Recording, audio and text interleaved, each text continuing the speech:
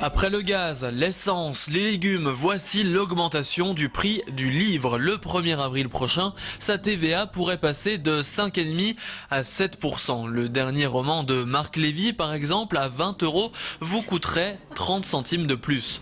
Depuis 1981, le livre est un secteur extrêmement protégé. Il est le seul bien culturel à bénéficier du prix unique. Les tarifs des ouvrages sont définis par les éditeurs et non les libraires. Vous payerez le dernier Goncourt au même prix chez le bouquiniste du quartier ou à l'hypermarché d'en face. Cette hausse de la TVA a déjà été anticipée depuis le 1er janvier, mais certains éditeurs ont un peu salé l'addition avec parfois des prix supérieurs de 10%. Une flambée des prix dénoncée par Elsa, libraire indépendante du vieux Schiltigheim. On constate quand même des envolées de prix, des augmentations plus importantes.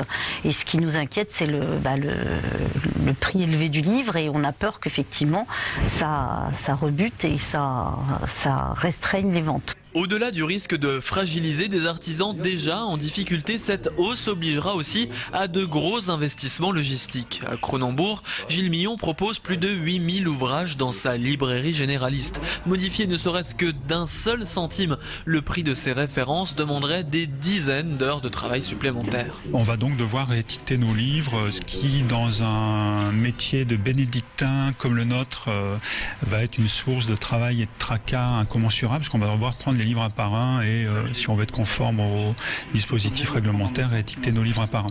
Ce qui en soi n'est pas une source de plaisir.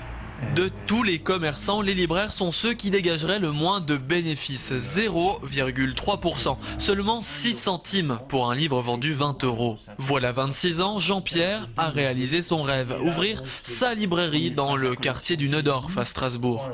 Depuis, les supermarchés, les grandes enseignes culturelles et le livre numérique ont changé les habitudes de lecture. Il ne manquait plus que cette TVA pour mettre à mal sa vocation. J'avais une telle passion, c'est plus tellement le cas aujourd'hui, de mon métier, que ça m'a permis de regarder un peu au-delà des, vous voyez, des conjectures. Hein. Donc, et je veux dire, si moi je devais donner un conseil à un libraire, c'est qui veut créer, c'est d'aimer son métier. C'est absolument indispensable. Sinon, vous pouvez très vite arriver à l'accablement. Hein.